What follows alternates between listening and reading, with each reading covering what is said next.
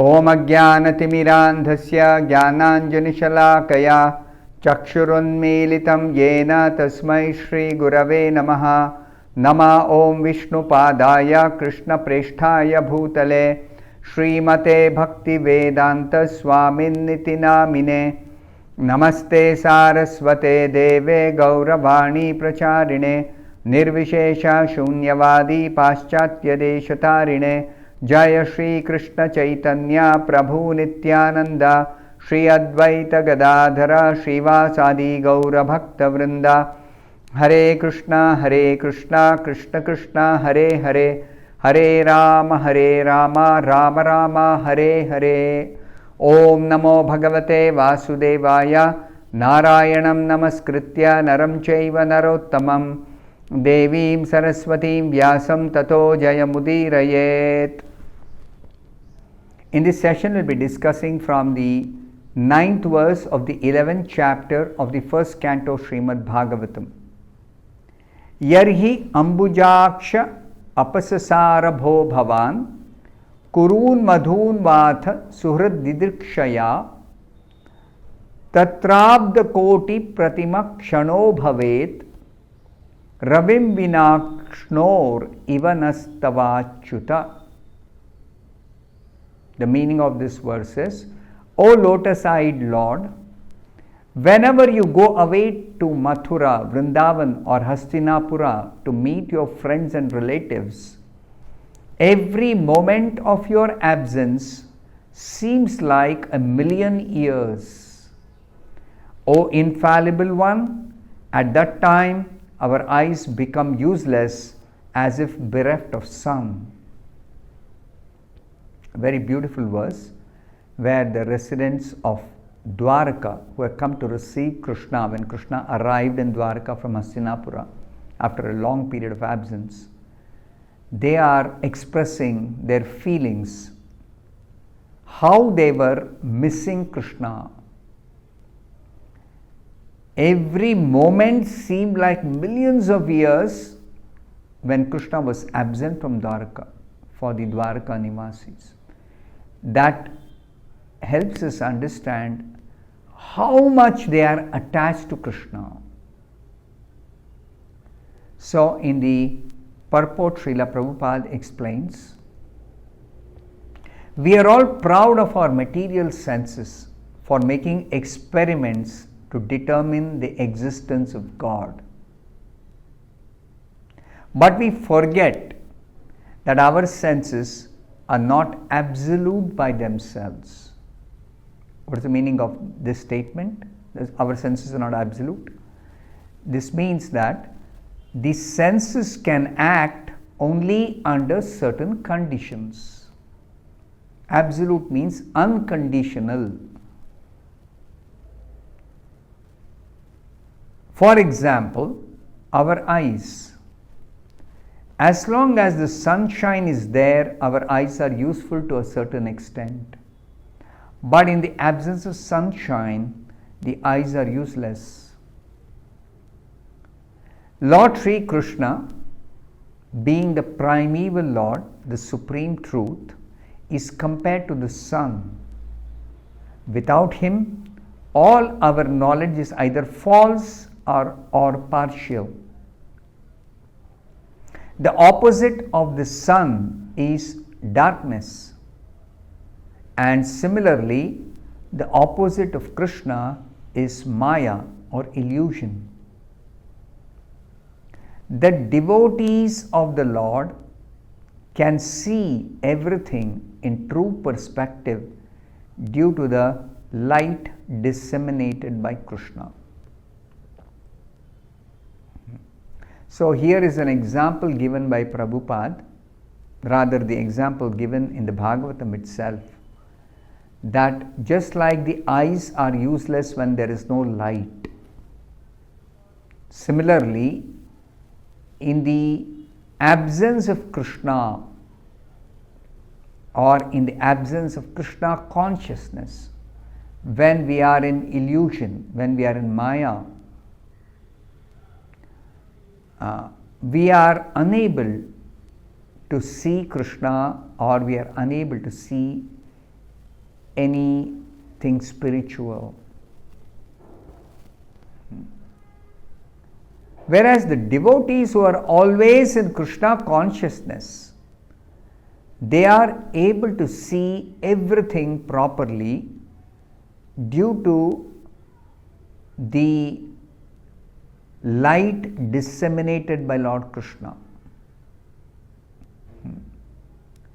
So, Srila Prabhupada explains, by the grace of the Lord, the pure devotee cannot be in the darkness of ignorance.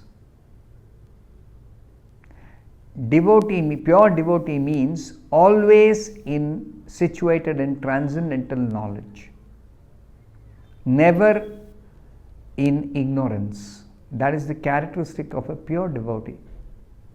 Because the pure devotee is always Krishna conscious. Therefore, Krishna says in Bhagavad Gita, Man mana, always think of me. If we always think of Krishna, we are always situated in Krishna consciousness. And in that way, we'll never be in ignorance. We'll always be situated in perfect knowledge. So, Srila Prabhupada continues to explain, therefore, it is necessary that we must always be in the sight of Lord Krishna so that we can see both ourselves and the Lord with his different energies.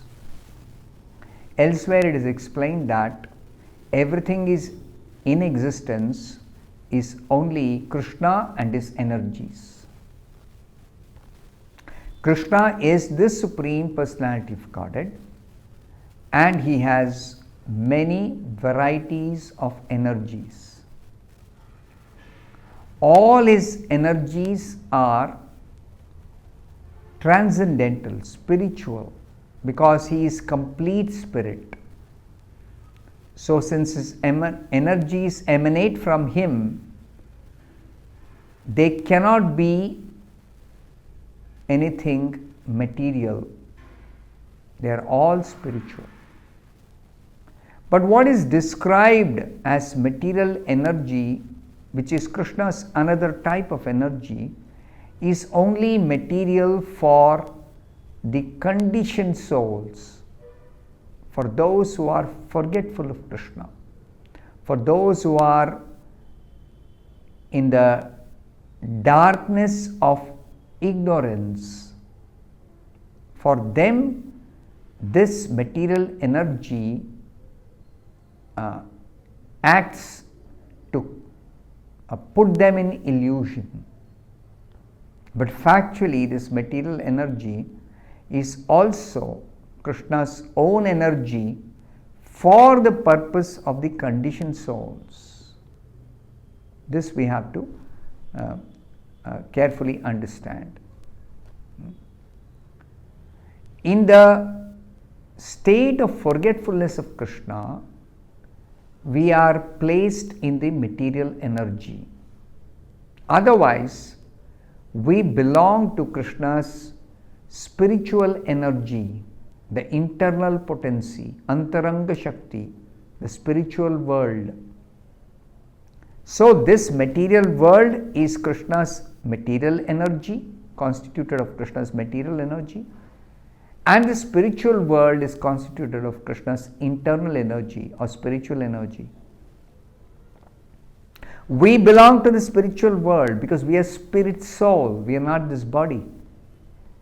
But when we forget Krishna or we desire independent enjoyment or we become envious of Krishna, different ways in different places it's explained. How is it that we have come here? How is it that we have accepted a material body? It is only because of our desire to enjoy materially. It is because of our desire to seek independent enjoyment, independent of Krishna, we want to enjoy. Or we want to lord over material nature. So all these are different reasons given in the scriptures for our material existence. So as long as we are desirous of material enjoyment, as long as we seek independent enjoyment, as long as we want to be the lord of the material nature or material world, we cannot come out of this illusion. We cannot understand Krishna, we cannot remember Krishna, we cannot see Krishna, we cannot know Krishna. So we have to come out of this forgetfulness of Krishna. Now the scriptures say knowledge of Krishna or remembrance of Krishna is there in the heart of every living being. It is just covered by material contamination. So to remove the material contamination, to purify the heart of all material contamination is the process of bhakti. Even the chanting of Hare Krishna is described as Cheto Darpana Marjanam, meant for the cleansing of the heart of all material contamination. That's the first effect of chanting Hare Krishna. When we begin chanting Hare Krishna, we begin cleansing our heart of material contamination. Now this material contamination is accumulated over millions of lifetimes. So only when we take to Krishna consciousness and properly engage in chanting and hearing the holy name of Krishna, the Hare Krishna mantra, chant and hear the Bhagavad Gita, the Bhagavatam, then only the cleansing begins and cleansing continues.